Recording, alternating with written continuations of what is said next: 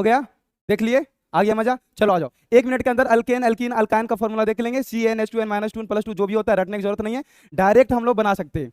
Alkane मतलब carbon बीच में single bond हो। टोटल कार्बन गिन लो, टोटल कार्बन कितना 3, हाइड्रोजन कितना 3 और 2 5, और 5 और 3 8।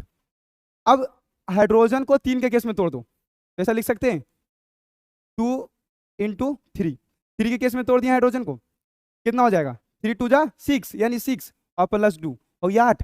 अब मान लो 3 को n मान लो, और 3 को अगर n मान लेंगे तो क्या हो जाएगा CnH2n+2। यही हम लोग का फॉर्मूला होता है। अब कोई ऐसा सोच रहा होगा सर ये तो आसान था, ये बता दिए। इसमें मान लो इसमें कार्बन के बीच में सिंगल बॉन्ड है, टोटल कार्बन कितना है 5, कार्बन 5, हाइड्रोजन 3 और 2 5, 5 और 2 7, 7 और 2 9, 9 और 3 12।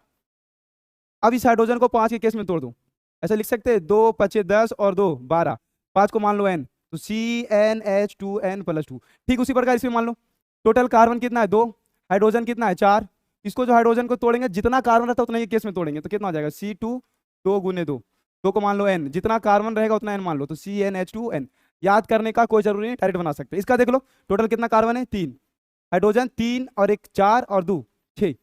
तोड़ दो बाबू, कार्बन 3 है तो 3 के केस में तोड़ दो, क्या लिखेंगे 2 × 3, कार्बन को मान लो n, CnH2n, 3 को हम n मान लिए CnH2n। इसका देख लो कार्बन कितना है 2, हाइड्रोजन कितना है 2, हमको किसके केस में तोड़ना है कार्बन के केस में। कार्बन कितना है 2, हाइड्रोजन कितना है 2, तो 2 दूनी 4, हाइड्रोजन होना चाहिए कितना 2, 2 घटा देंगे। अब कार्बन को मान लेंगे 2, तो CnH2n-2। इसमें देख लो कार्बन कितना है 3, हाइड्रोजन 3 और 1 4, लेकिन तोड़ना किसके केस में कार्बन के केस में, तो इसको ऐसा लिख सकते हैं 2 × 3 कितना हो गया 6, आने कितना चाहिए था 4, 2 घटा देंगे। अब कार्बन 3 है 3 इसको मान लेंगे CnH2n-2।